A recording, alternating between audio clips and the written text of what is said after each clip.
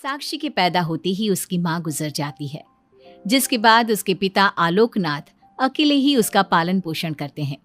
16 साल की उम्र से ही साक्षी ने घर चलाने के लिए नौकरी शुरू कर दी थी। बेटी से बढ़कर एक बेटे की तरह वो अपने पिता को कंधे से कंधा मिलाकर काम में हाथ बटाती रहती है। साक्षी, मेरे होते हुए तुझे नौकरी करने की कोई जरूरत नहीं है। तेरे हर शौक पूरे करने के लिए मैं अभी जिंदा हूँ। और आपकी शौक का क्या पापा? आपके भी तो कुछ शौक होंगे ना, मुझे वही सब पूरे करने हैं। मेरे शौक का क्या बेटा, मैं तो बूढ़ा हो चुका हूँ। मेरे शौक तो तेरी माँ के साथ ही कब के मर चुके हैं। अब तो सिर्फ एक ही सपना है मेरा कि जल्दी से किसी अच्छे लड़के को देखकर तेरी शादी करा दूं। क्या पापा, आपकी हर बात मेरी शादी पर आकर ही क्यों अटक जाती है? अगर मैं चली गई तो आपका ख्याल कौन रखेगा? इसलिए मैं आपको छोड़कर कहीं नहीं जाऊंगी। अरे बेटा, एक ना एक दिन हर लड़के को जाना ही पड़ता है। तुझे भी जाना तो होगा ही। अपने पिता की बातों से निराश होकर साक्षी अपने रूम में चली जाती है। पिता से दूर होने के ख्याल से ही वो फूट फूट कर रोने लगती है। कुछ दिनों के बाद, आलोकनाथ जी, हमारी नजर में एक लड़का है। उसके पास बंगला, कार, सब कुछ है। सुना है करोड़पति लोग हैं वो। आप कहे तो आपकी बेटी के लिए बात करूं? अरे लेकिन हमारे इतने बड़े परिवार में अपनी बेटी ब्याहने की हैसियत नहीं है। उन सब की चिंता मत कीजिए। उन लोगों को दहेज वगैरह कुछ नहीं चाहिए। वो लोग तो सिर्फ अपने परिवार के लिए गुणी और संस्कारों से परिपूर्ण बहू चाहते हैं। अगर ऐसी बात है तो आप उन लोगों से मेरी बेटी के बारे में बात कीजिए। मेरी बेटी में वो सभी गुण हैं जो वो अपने परिवार की बहू के लिए चाहते हैं। इस तरह वो साक्षी का रिश्ता लेकर अर्जुन नाम की लड़की के परिवार के पास जाता है। साक्षी की फोटो देखकर लड़के वाले उसे झट से पसंद कर लेते हैं, जिसके बाद अर्जुन के परिवार वाले साक्षी को देखने उसके घर पहुंचते हैं। आलोकनाथ जी, हमें तो आपकी लड़की फोटो में ही पसंद आ गई, और फिर भाई साहब ने आपकी लड़की की तारीफ भी बहुत की है। अब तो बस आप हमें उससे मिलवा ही दीजिए। साक्षी बिटिया, बाहर आना तो। साक्षी। अपने पिता की आवाज सुनकर साक्षी तुरंत बाहर आ जाती है और एक एक करके सभी के पैर छूती है। आलोकनाथ जी, आपकी बेटी तो सच में बहुत गुणवान और संस्कारी लगती है। बिटिया, क्या क्या शौक है तुम्हारे? पापा, और अपनी ज़रूरतें पूरी करने के अलावा मेरे और कोई शौक नहीं है। आपने अपनी लड़की को सच में बहुत अच्छे संस्कार दिए हैं भाई साहब। इसे अपने घर की बहू बनाना तो हमारे लिए सौभाग्य की बात होगी। इस तरह सबकी राजी खुशी से अर्जुन और साक्षी की शादी भी हो जाती है। साक्षी की सास उसे एक माँ का भरपूर प्यार देती है और कभी उसे मायके की कमी महसूस नहीं होने देती।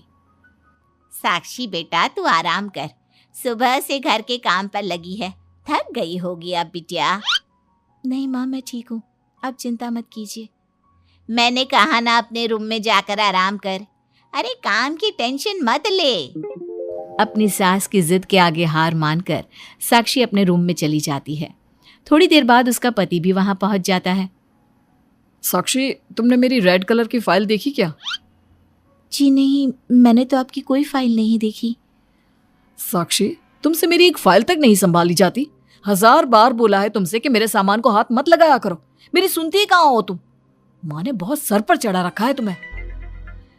अर्जुन के इतना कहते ही साक्षी रोने लगती है। साक्षी के रोने की आवाज सुनकर उसकी सास वहां पर आ जाती है। साक्षी बेटा, क्यों रो रही है? इस नालायक ने कुछ किया है क्या? साक्षी अपनी सास मीना को सारी बात बताती है। क्यों? गधे, अपनी फाइल का खुद तो ध्यान रखता नहीं और बहू को ताने देता है। माँ, अब तो रहने ही दो। आपको हर समय अपनी बहू ही सही लगती है। सही लगती नहीं, सही है मेरी बहू। माँ समझाइए ना इन्हें, ये हर समय मुझ पर गुस्सा करते रहते हैं।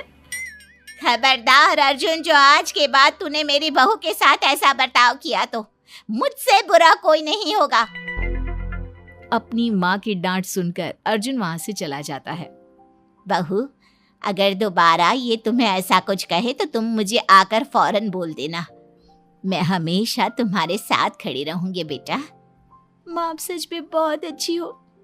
मुझे बचपन से लेकर आज तक कभी एक माँ का प्यार नहीं मिला, लेकिन जब से आप मुझे मिली हैं तब से मुझे माँ की कमी कभी महसूस नहीं हुई। अरे पगली, मैं भी तो तेरी माँ ही हूँ, और मेरे होते हुए अब तुझे कभी अपनी माँ की कमी महसूस नहीं होगी। एक दिन, साक्षी, अब मैं तंग आ चुका हूँ तुमसे। भगवान के लिए मुझसे दूर रहा करो। अब मुझे ना चिढ़ होने लगी है तुमसे। अर्जुन, ये क्या तरीका है अपनी पत्नी से बात करने का?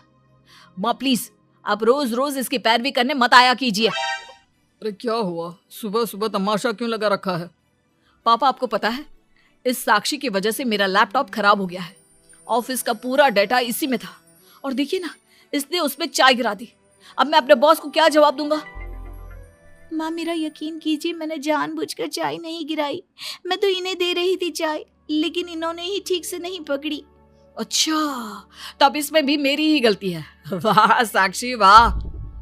अर्जुन, तू बहू पर इतना क्यों भड़क रहा है? अब जो हो गया सो हो गया। सुन लेना ऑफिस में थोड़ी सी डांट। अब अपनी बीवी के लिए इतना तो कर ही सकता है ना तू। मैं आपके लिए दूसरा लैपटॉप ले आऊंगी, आप परेशान मत होइए। कोई जरूरत नहीं है उसकी, मैं खुद ले लूंगा। मेहरबानी करके अब मेरे सामान से दूर रहना। इतना कहकर अर्जुन वहां से चला जाता है, जिसके बाद साक्षी फूट फूट कर रोने लगती है। चुप हो जा बेटा, उसकी बातों का बुरा मत माना कर। अरे वो तो पागल है।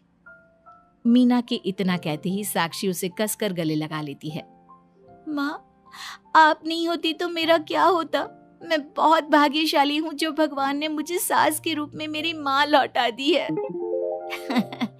बेटा, जीवन में ये सब चलता ही रहता है, ऐसी बातों को दिल पर नहीं लगाना चाहिए। चल अब अपने आंसू पोंछ और मेरे साथ काम में हाथ बटा। इतना बोलते ही मीना रसोई की तरफ चल देती है। साक्षी भी अपनी सास के पीछे चल देती है और सभी बातों को भूलते हुए खुशी खुशी काम पर लग जाती है। मन ही मन साक्षी अपनी सास को हर जन्म में अपनी माँ के रूप में मांगने के लिए भगवान से प्रार्थना करती रहती है। ऐसे ही दिन बीतते रहते हैं। मीना हर समय ढाल बनकर अपनी बहू के लिए खड़ी रहती। तभी एक दिन पड़ोसी, मीना, तूने अपने बेटे के लिए यह कैसी बहू चुनी है जिसकी माँ उसके पैदा होते ही गुजर गई? अरे ये तो कुलक्षणी है। ऐसों के घर का तो पानी भी नहीं पीना चाहिए, और तूने उस घर से लड़की चुन ली। ये सब फालतू बातें हैं, ऐसा कुछ नहीं होता। मीना, तूने उस बिन माँ की बहू को बहुत सर पर चढ़ा कर रखा है। अभी भी वक्त है, संभाल ले उसे। कहीं ऐसा ना हो कि तेरे हाथों से फिसल जाए तेरी बहू। ये तुम लोग क्या बोल रही हो? मेरी बहू बाकी बहू जैसी नहीं है, वो तो कोहिनूर से भी कीमती है मेरे लिए। हमारा काम था तुझे समझाना। बहू को कभी भी बेटे से बढ़कर प्यार नहीं देना चाहिए, वरना उन्हें बिगड़ते देर नहीं लगती। और यहाँ तो तेरी बहू बिन माँ के पली बड़ी है। न जाने उसके बाप ने कैसे संस्कार दिए होंगे उसे। चुप करो तुम लोग, मैं अच्छे से समझती हूँ तुम लोग मुझे मेरी बहू के खिलाफ भड़काना चाहते हो। देख मीना, हम तेरी सहेलियां हैं, तुझे भड़काकर हमें कुछ नहीं मिलने वाला, लेकिन बहू को इतना सर पर चढ़ाना ठीक नहीं। हमारा काम तो सिर्फ तुझे आगाह करने का था, बाकी मानना न मानना तेरी मर्जी। चल मीना, अब हम लोग चलते हैं, तू अपना ध्यान रखियो। इतना बोलकर सभी लोग वहां से चले जाते हैं, जिसके बाद मीना घंटों तक सोच में डूब जाती है और अपने बहू के प्रति इतनी सारी बातें सुनकर कहीं ना कहीं उसके मन में भी साक्षी के लिए हीन भावना जन्म लेती है। तभी वहां पर साक्षी भी आ जाती है। माँ जी, ये लीजिए चाय। रख दे और जा। क्या हुआ माँ जी, आप कुछ उखड़ी उखड़ी सी लग रही हैं। कहाँ ना जाए यहाँ से, एक बार में तुझे सुनाई नहीं देता क्या? अपनी सास का बदला सा व्यवहार देख साक्षी तुरंत वहां से चली जाती है। अगले दिन, बहू, बहू कहाँ चली गई? साक्षी! जी माँ जी। ये क्या, घर इतना गंदा कैसे हो रखा है? कभी हाथ पैर भी मार लिया कर इधर उधर, वैसे तो सारा दिन घर में नाचती रहती है। मैं अभी पूरा घर अच्छे से साफ कर देती हूँ माँ जी। एक हाथ में झाड़ू और दूसरे हाथ में बाल्टी लिए साक्षी चुपचाप घर के कामों में लग जाती है। शाम में, साक्षी, ऑफिस में मेरी कल बहुत जरूरी मीटिंग है, मेरे कुछ कपड़े प्रेस कर दो, मुझे कल जल्दी निकलना है। जी अभी कर देती हूँ। साक्षी अर्जुन के कपड़े प्रेस कर ही रही होती है, तभी उसके ससुर उसे आवाज लगा देते हैं, जिस पर वो भागते हुए उनके पास जाती है। और थोड़ी देर बाद जब रूम में आती है तो वो देखती है कि अर्जुन के कपड़े बुरी तरह से जल चुके थे। मैंने कहा था ना तुमसे कि कल ऑफिस के मीटिंग में मुझे यही कपड़े पहनने हैं, उसके बाद भी तुमने मेरे कपड़े जला दिए। मुझे माफ कर दीजिए, मुझसे गलती हो गई। ये कोई छोटी मोटी गलती नहीं है, समझ में आ रहा है तुम्हें? शोर की आवाज सुनकर अभय और मीना भी वहां पहुंच जाते हैं। क्या हुआ, तुम दोनों लड़ क्यों रहे हो? पापा देखिए ना, इसने मेरी नई शर्ट जला दी जो मैं कल मीटिंग में पहनने वाला था। बेटा उसे मैंने ही आवाज दी थी, इसलिए वो शायद जल्दबाजी में प्रेस का बटन बंद करना भूल गई होगी। पापा अब आप भी माँ की तरह इसका साथ दे रहे हैं। अर्जुन, इस बार तू सही है और बहू गलत। आखिर वो इतनी लापरवाह हो कैसे सकती है? माँ जी प्लीज मुझे माफ कर दीजिए। अब तुम्हारी सजा ये है कि अभी और इसी वक्त तुम मेरे बेटे के लिए हूबहू ऐसी ही शर्ट ढूंढ कर ले आओ। जाओ। तुम्हारा दिमाग खराब हो गया है क्या? इस समय कहाँ जाएगी हमारी बहू? और अब तो सारी दुकानें भी बंद होने वाली होंगी। अगर दुकानें बंद हो भी गई होंगी तो उसे खुलवाकर मेरे बेटे के लिए शर्ट लेकर आओ। माँ रहने दीजिए, इन सब की कोई जरूरत नहीं है। पापा ठीक कह रहे हैं, इस समय कहाँ जाएगी ये? मैं कोई दूसरा शर्ट पहन लेता हूँ। मैंने जो कह दिया सो कह दिया। अब गलती इसने की है तो सुधारना भी इसे ही पड़ेगा। जाकर शर्ट लेकर आओ। मीना की बातें सुनकर साक्षी रोते हुए वहां से चली जाती है और रात के 10 बजे तक पति के लिए दुकानों पर जाकर कपड़े ढूंढती रहती है। थक हार कर करीब 12 बजे साक्षी कपड़े लेकर घर पहुंचती है। अर्जुन की ऑफिस के मीटिंग के लिए तुम्हें हूबहू वैसे ही कपड़े मिले या नहीं? ये रहे कपड़े मम्मी जी। साक्षी अपनी सास को कपड़े देकर जा ही रही थी कि मीना उसके हाथ में चोट देखती है। ये चोट कैसे लगी तुझे? पता नहीं, जल्दबाजी में शायद किसी चीज से लग गई होगी। इतनी बड़ी हो गई हो, अब अपना ध्यान रखना कब सीखोगी?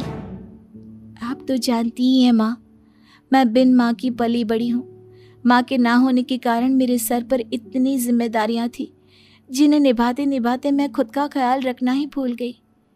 लेकिन आप जानती हैं माँ, मुझे अब भगवान से कोई गिले शिकवे नहीं है, क्योंकि भले ही उन्होंने मुझसे एक माँ छीनी है, लेकिन उन्होंने आपको मुझे दिया है और अब आप ही मेरी माँ हैं।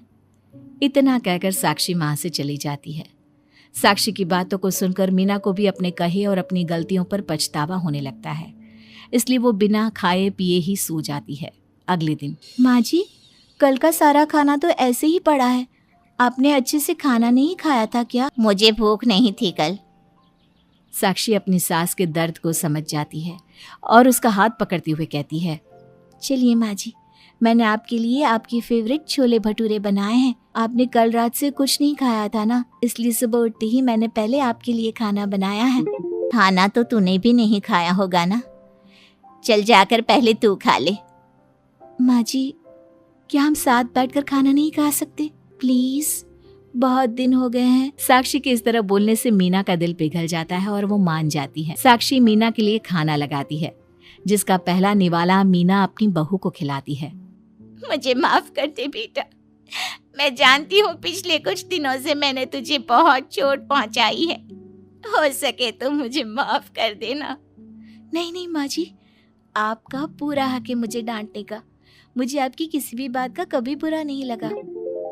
अपनी सहेलियों की बातों में आकर मैंने अपने दिल में तेरे लिए नफरत पाल ली थी, लेकिन कल जब तुझे रोते बिलखते देखा तो मेरी ममता फिर से लौट आई। मुझे माफ कर दे बेटा, मैं एक अच्छी सास नहीं बन सकी। किसने कहा आपसे कि आप अच्छी सास नहीं हैं? आप तो वर्ल्ड की बेस्ट सास हो, और सच कहूं उससे भी बढ़कर बेस्ट बेस्ट बेस्ट बेस्ट मेरी माँ हो आप। इतना कहकर साक्षी अपनी सास को गले लगा लेती है और उसके बाद दोनों पहले की ही तरह हंसी खुशी साथ रहने लगते हैं।